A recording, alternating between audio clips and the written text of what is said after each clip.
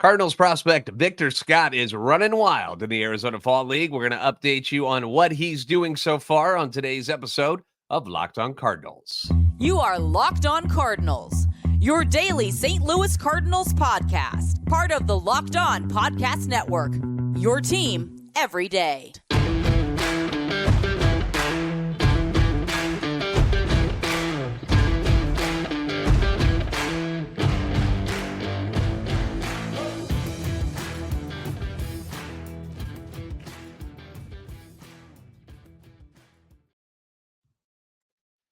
Hey there, Cardinals fans. I'm JD Hafford, and I'm a national radio sports anchor born and raised in the Lou and a lifetime Cardinals fan. And I'm your host for Locked On Cardinals, part of the Locked On Podcast Network, your team every day. You can follow me on Twitter, X at JD Sports Radio, and the podcast at LO_Cardinals. Want to thank those of you who make Locked On Cardinals your first listen every day. We're free and available wherever you get your podcast. You can also find us on YouTube if you want the visual version of this show. It is available there. Make sure if you are going to join us on YouTube, make sure you like, make sure you subscribe, make sure you comment, be a part of the show, interact with us. Hit the notification button so you know when new episodes are posted. This is a show serving Cardinal Nation and giving the best fans in baseball all of the info about the birds on the bat. We got no playoff baseball for the Cardinals this year. You know this already. So with none of that on the docket for our particular team here at Locked On Cardinals, I thought today would be a good time to go ahead and, check in on the guys who were still playing in the Arizona Fall League. All right, because we got a few of them that are in the Cardinals organization out west in the Arizona Fall League. But I want to focus on one player specifically today, because he's just really turning heads. He's turning heads. He's been doing it all year. A name that Locked On Cardinals fans should be quite familiar with because Victor Scott has been on the show before. We had him on the show in the spring, I believe, and his stock has soared ever since. Now, I'm not taking responsibility for that. I'm not saying because he came on the show that's why he's good. I'm not saying that's not why, but just know that when he came into the season, he was just inside the top 30 of prospects, according to MLB Pipeline, and ended up in the top 5 by the end of the year. So he's just been flying up the charts. And if you're unfamiliar with Victor, make sure you check out our interview with him from earlier on in the year. I'll actually on YouTube and in the podcast notes, I'll have the link to that particular interview and stuff. I'll have that available to you in there. So you can go down there and click on that to go straight to it. But former 5th round pick, came out of West Virginia, was the school that he went to. Cardinals drafted him in 2022. As a junior, he hit 278, 6 home runs. Nothing really that special there, but the speed is quite important. That is what stood out. Set a single season record for stolen bases at West Virginia with 38 that year. And the speed just continued into his professional career when he stole 13 bases in 31 games at A-ball. Then this year, he just explodes on the scene. First at Peoria, where he hit 282 with 50 swipes in just 66 games before he got promoted to Springfield, where in another 66 games, he hit 323, 44 more steals, giving him a grand total on the year. This is combined with Peoria and Springfield. He ended up hitting 303 this year with 9 home runs, 63 RBIs, 95 runs scored, and 94 stolen bases, which was tied for the minor league lead with Rays prospect Chandler Simpson. And I know there was some kind of thing at the a rule change, or so, I don't know what exactly happened. A stat change, something happened at the end of the year, because at first we were told that Victor had won the minor league stolen base crown, and then we find out something changed and he ended up tying, which is kind of a bummer. Nobody likes to end anything in a tie, but a monster year for the 22-year-old from Georgia. And it was big enough, as I mentioned, that he shot up 21 spots in the Cardinals prospect rankings at MLB Pipeline from where he started the year to where he finished, which was at number 4. Now, in case you were wondering who the guys are ahead of Victor, some pretty good dudes, like shortstop Mason Wynn, still at number 1. He'll be still a rookie next year when the season starts. Pitcher Tien Kentz is the number 2 prospect for the Cardinals. And then this year's first-round pick, outfielder Chase Davis, comes in at number 3. Now, the Cardinals invited Scott and 7 others to the Arizona Fall League this year. And so far, so good. It has been pretty much what he normally does when he steps onto a baseball diamond. Victor Scott so far in 9 games, batting .313, 7 runs scored, 3 RBIs, and a league-leading 9 stolen bases, has been caught only once. And not that I'm a mathematician, because I'm not, never been really good at math, but I used a calculator, but according to my math, that's 103 stolen bases in 141 games played this year for Victor. If you add what he did at Peoria, Springfield, and now in the Arizona Fall League with the Scorpions, 103 stolen bases in 141 games. That's crazy. That's crazy. That doesn't happen anymore. In the majors this year, the league leader, Braves outfielder Ronald Acuna Jr., 73. And like Victor blows that away. The last time one player stole 100 bases or more at the major league level was back in 1987. I'm sure you can guess who that was. If you're a Cardinals fan, you should know. Vince Coleman did it for the 3rd straight season. Once again, math, that's 36 years ago. 36 years ago since somebody cracked the century mark at stolen bases in a season at the major league level. And apparently Coleman has had an influence on Victor Scott, which not really shocking. I would imagine he looks up to things that Vince Coleman did, as well as somebody like a Ricky Henderson. MLB.com's John Denton put out a story about Scott meeting Vince Coleman before the Futures game back in July, and apparently they've built a nice little relationship between each other. In Denton's article, Victor says, we started talking about jumps, reading pitchers' tendencies, and how confidence plays into stealing bases. We created this really great relationship. I've been able to lean on him. He's given me advice, and I know he'd never be a guy who would steer me wrong, which is what you love to hear about former players, specifically here in the Cardinals organization. The Cardinals do a great job of bringing guys back. We're just talking about Yadier Molina possibly coming back to be a coach next year, but you get these guys who love to come around the ballpark, hang out. Remember Jason Isringhausen showed up this year at the end of the year, wanted to hang out for a few games and did. And I think that's great. I think that's awesome. I love that Victor was able to, meet up with Vince Coleman and is learning things from him.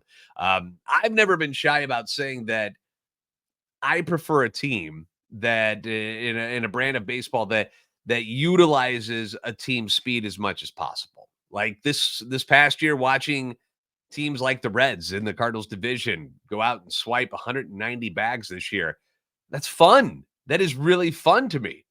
Like when you go and look at the Reds lineup, you're not like, wow, bunch of studs. I know a lot of them are rookies this year, but when you look at them all and how many stolen bases all these guys got, you're like, wow, man, they really do something out there.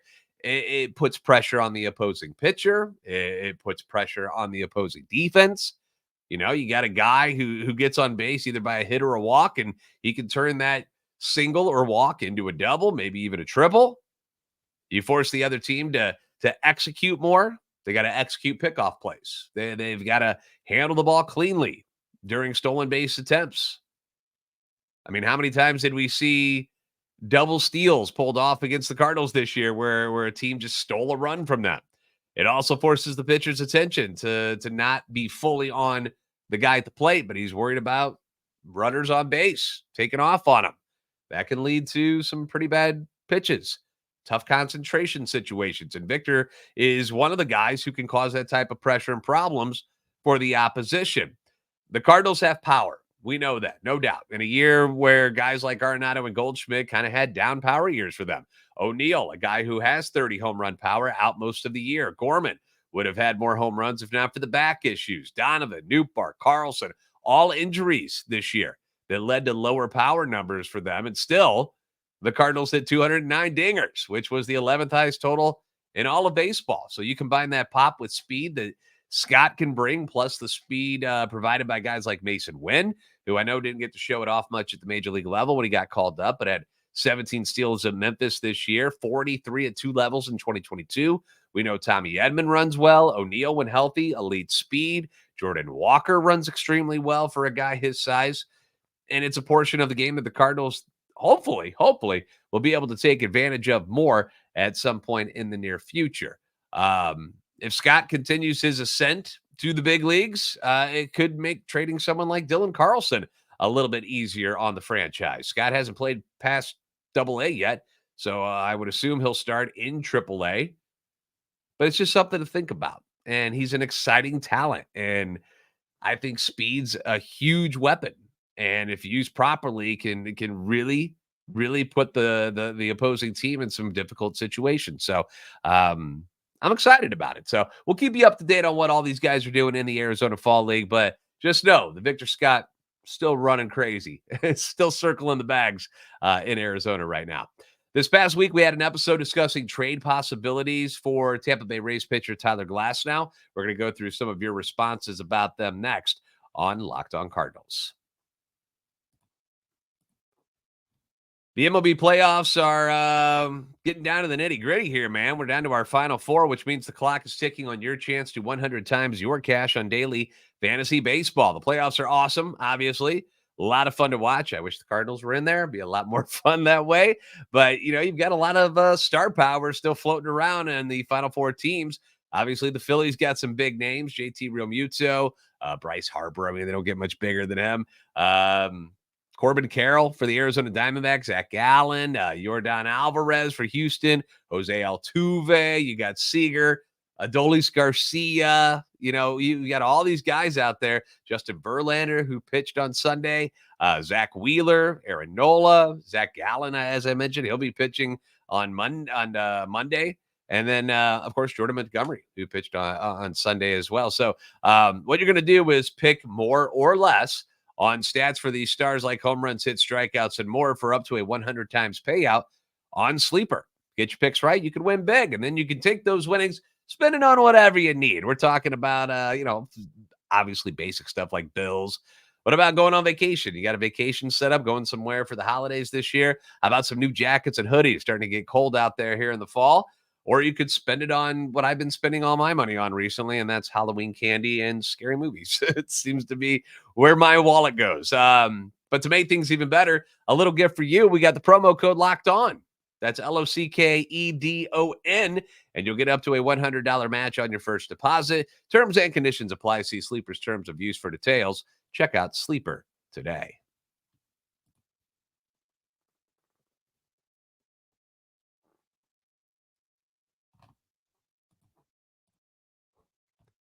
Thanks for making Locked On Cardinals your first listen, not forced, but first, hopefully I'm not forcing you, your first listen every day. Leave comments on YouTube as well as on Twitter. Anytime you want feedback, always welcome and encouraged. Trading for starting pitching is something that we've discussed a lot of pretty much since the middle of the summer, because we knew that this was going to be one of those off seasons where the Cardinals are going to have to make waves if they're going to be good again. They just have to. They really don't have a choice. They can't go out inside a bunch of just average dudes and expect to turn this thing around. So a lot of those discussions will continue throughout this offseason. I plan on bringing up at least one different trade idea each week for you. And as more information is available, we can start talking about other guys who might get moved. So the one we focused on this past week was the Rays' Tyler Glasnow. A candidate to get traded from the Tampa Bay Rays for a number of different reasons. First and foremost is the money. Tampa Bay doesn't like to pay people very much money. He's going to make $25 million this year. His impending free agency after this season. Odds are he's not going to sign in Tampa Bay because they don't fork over huge contracts, which is something that Glasnow will probably get. And another thing, injury prone throughout his big league career. Has had issues being able to stay on the diamond. But positive side of things, he's also one of the more dominant pitchers in all of baseball when he is healthy. And he's actually coming off a season where he made 21 starts, which was a career high for him. And I know it's not a lot, but it's kind of a nice thing to see that at age 30, he was as healthy as he's been, even though he did miss like 6 to 8 weeks due to an oblique injury, which it happens. It happens. He's a big guy, man. So plenty of red flags, obviously, but also the tantalizing potential that he provides. Is why we decided that maybe we should talk about this a little bit. Now, because of those red flags, the asking price, it might not be as bad as we think it's going to be. I mean, obviously, Tampa Bay is going to ask for some pretty good players, but it's probably going to take less to get somebody like him than it would to go get somebody like the White Sox, Dylan Cease, or Shane Bieber from the Guardians. Like they're going to take a lot to pull them out of their situations, where Glasnow might be able to be had a little bit easier because the Rays might be wanting to shed his $25 million contract. They know he's a free agent, and this will give him an opportunity to get something in return then instead of hanging on to him and they get nothing for him, you know? So let's dig through some of the responses, because we got a lot of them from our Locked On Cardinals faithful about trading for somebody like a Tyler Glasnow, who this time I will put the actual picture of him up and not Logan Gilbert this time. Apologies last time around. You got to admit, though, they look a lot alike. Long hair, tall, good pitchers. All right, let's start with this one. Cards fan in KC says, I'd be concerned about making any trade with the Rays that involves young potential high upside talent, given the Rays' proven superiority in identifying and developing young players and the Cardinals' track record of letting them get away. Well, clearly, Cards fan in KC referring to the Rosarena trade is what I'm guessing. And yeah, I suspect Mo and the Cardinals probably are a little bit gun shy about swinging deals in general because of those couple of deals, the ones with the Rays and the ones with the Marlins that backfired. And now these guys have gone on to become stars on these other teams, where the Cardinals haven't gotten much star power back in return.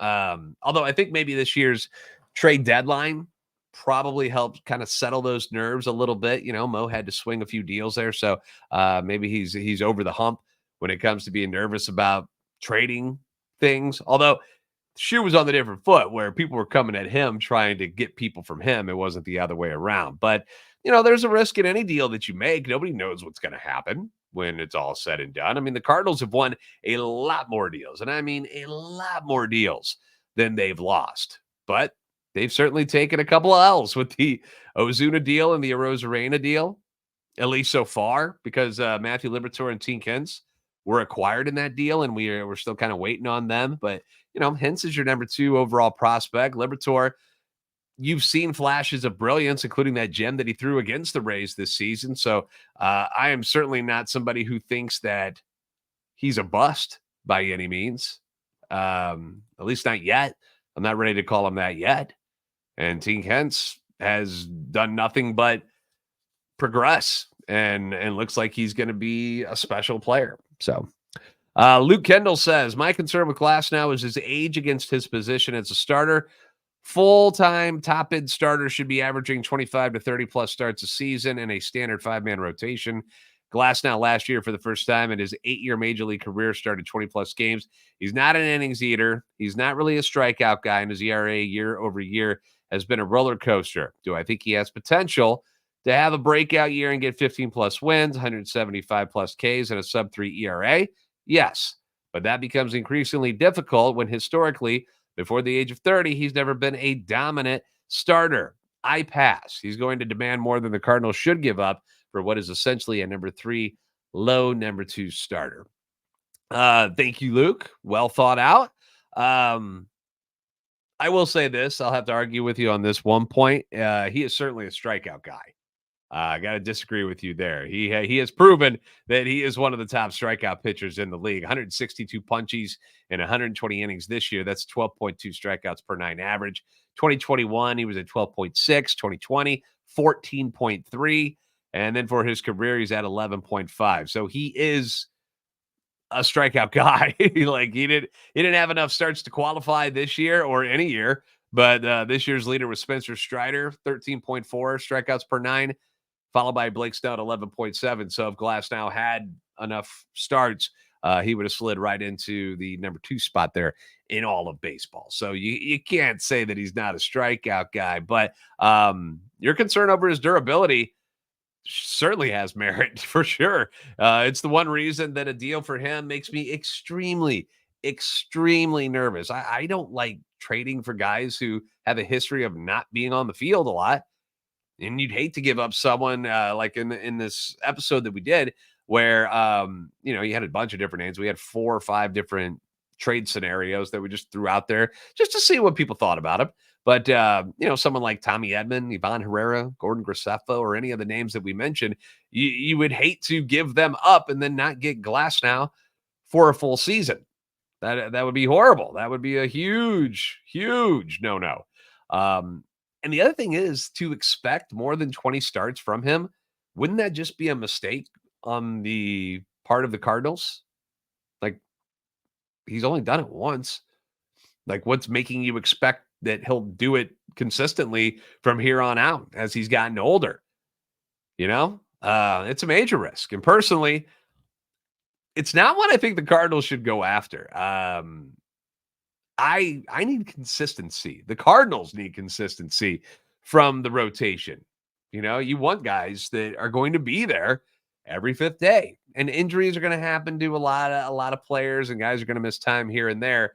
But I want a guy that's going to be out there that I can trust. And if 21 starts is good, I mean, I don't know about all that. I don't think I want to jump on that wagon. A lot of people point out the Steven Matz signing is proof that they shouldn't make a deal for Glasnow, an injury-prone guy. I'll tell you this: Glasnow stuff is far superior to what Matz throws. But I understand the comparison, because when they signed Matz, what did we say? Man, he gets hurt a lot, doesn't he? Are we sure we want to do this? And what's he done in the first 2 years in St. Louis? He's gotten hurt a lot. Randy Barrett says, I think you two announcers are ridiculous. Glasnow isn't worth more than Montgomery, and STL didn't sign him when they had a chance. Forget him for any pitching help. Never trade a pitcher for a pitcher. Well, never say never, Randy. And if I had to choose signing Monty or trading for Glasnow, I'm obviously going to sign Jordan Montgomery. Of course, I'm signing Monty. That's a no-brainer. This was really just a discussion about whether or not you'd consider making a deal for Glasnow. That's why we threw like 4 or 5 different scenarios at you, just to see what you thought. It's just for discussion. It's just fun. It's just banter back and forth with everybody. Just like we've all thought about, hey, do you think the Cardinals are going to trade for Shohei Ohtani? Or whatever superstar player you've thought about them bringing in before. You just talk about it just to have some fun with it. Is it likely that they make a trade for Glasnow? Not really, not in my opinion. But it's just a discussion. So I'm not saying this is the smart move at all. Again, I'm like you guys. I want a guy who's good to go 28 to 32 starts. $25 million part, that doesn't really bother me, because, you're shedding payroll from what you were going to pay Flaherty and what you were paying Wainwright, Monty. Like, the money's there, and I'm not worried about that at all. But do we really want to be paying anyone who seems to be hurt more times than not? As Ace Ventura Pet Detective says, no spank you. All right, appreciate all the feedback. Sorry if you think we're ridiculous. Wrapping it up with some playoff talk next, because Jordan Montgomery, former Cardinal, shines in Game 1 of the ALCS. We'll talk about it next on Locked On Cardinals. Snap into action this NFL season with FanDuel, America's #1 sports book. Right now, new customers get $200 in bonus bets guaranteed when you place a $5 bet. That's $200 in bonus bets, win or lose. Do you hear me there?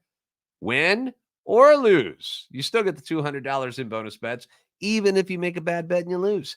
And if you've been thinking about joining FanDuel, there's no better time to get in on the action. Got a super easy to use app, wide range of betting options. You've got spreads and player props, over unders. I'm a guy when it comes to NFL.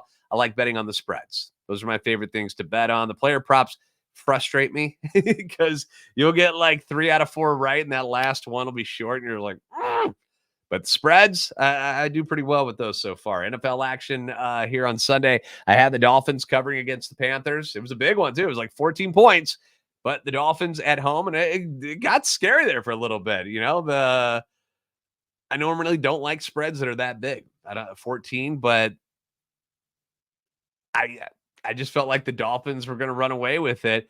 For a while, like I mentioned, it was a little bit scary. Panthers jump out to a 14-0 lead, but then whoom, here come the Dolphins. But yeah, Tyreek Hill leaving the game with some cramping in the legs there. Achan gone. They're rather running back, so it was all Mostert today. But Finn's finally zoned in. Got the won by like 21 points today. So cha-ching on that one. Monday Night Football. Cowboys and Chargers. The Dallas defense has been crazy good, while the Chargers will be getting their number one weapon back, Austin Eckler. He's been gone since, I think, week 1.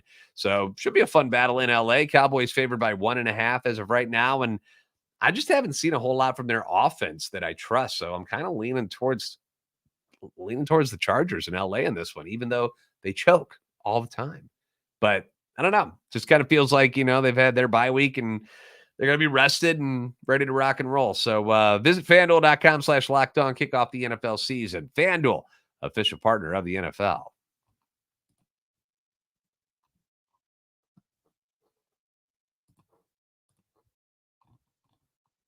So the ALCS got underway on Sunday night in Houston with Justin Verlander getting the nod for the Astros against former Cardinal Jordan Montgomery and the Rangers. And in a shocking upset, Jordan Montgomery out-duels Justin Verlander. Montgomery came out on top, spent 6 1/3 shutout innings. Rangers take down the Astros 2-0. I've been saying Rangers since the beginning of the postseason. As soon as we knew who was going to be in, I'm like, Rangers. That's who I'm pulling for. They just got everything you want about a championship team. And Montgomery pitching really, really well right now. Became the first pitcher in franchise history with multiple scoreless postseason starts of 6 or more innings. And this was no minor feat either. I mean, obviously you're in the ALCS, so whoever you're playing is probably pretty good. Astros are the defending champion, and they were the league's top OPS guys against left-handers. Monty, as you know, left-handed, strikes out Yordan Alvarez 3 times tonight in 3 plate appearances, becoming the first pitcher since Garrett Cole did it on June 25th of 2022 to record 3 Ks of Alvarez in a game, and the first to do so in the postseason. So really dominated. And to rub things in even more, and I'm sorry that I got to do this to us, but there was a lot of praise for pitching coach Mike Maddox after the game. Was getting thrown around. I know Fox ended up talking to their catcher, Jonah Heim, afterwards, and he said that Mike is a true wizard when he makes his mound visits. We all know about the claw. You never know what you're going to get. He can crack a joke or give you words of encouragement. He's probably the best at calming the pitcher down and getting back to work. Montgomery, very excited to be back with Maddox. Said getting back with him for the second time around has been helpful in regard to how the pitching coach sees how his stuff is moving. Maddox returned the praise, complimenting Montgomery for using all the tools in his toolbox. I mean, just a lot of love going on there, and it stings that both of them were in Cardinal uniforms, and they're both gone. So all of that should really make the Dusty Blake haters feel real nice. And it's not like Justin Verlander stunk tonight or something. He goes 6 2/3, strikes out 5, but gives up the RBI single to Heim in the second. And then Leody Taveras hits the solo. The number 9 hitter hits a solo shot, and it was a no-doubter. And that was all they needed. Strong outing, but no offense for the Astros. So the Rangers get a 1-0 lead in this best-of-7 series. Game 2 is on Monday and has the Rangers' Nathan Eovaldi against Houston's Framber Valdez, who is one of those guys where he can go out and dominate and get you no-hit stuff, and then other nights he's all over the place. Eovaldi has been nothing short of spectacular so far in the postseason. So Rangers, man. 3:37 start time in St. Louis. Then in the nightcap, the NLCS begins with Game 1 between the Diamondbacks and the Phillies. Another familiar name. Going to be on the mound in this one. Former Cardinals prospect Zach Gallen will take the bump for the Snakes against Philly ace Zach Wheeler. So we got ourselves a Zach attack in Game 1 of the NLCS. First pitch is scheduled for 7:07 in Philadelphia. That place has been just electric. I'm excited for that series because you got the Diamondbacks with nothing to lose coming in after already upsetting the Brewers and the Dodgers. Who's to say they can't do it against the Phillies? But it ain't going to be easy. But that's why we're at this point of the season. It's fun to watch these games. So that'll be taking place, all of that, on Monday. Thanks for making Locked On Cardinals your first listen every day. If you haven't already, do me a solid. Give us a follow on Twitter, X, at @LO_Cardinals, and at JD Sports Radio. Like, subscribe on YouTube. I saw a lot of you guys did the subscribing. It went up nicely, so I appreciate you. For those of you who haven't subscribed yet, naughty. hit the button, subscribe, please. You're the best fans in baseball for a reason. I will see you next time on Locked On Cardinals.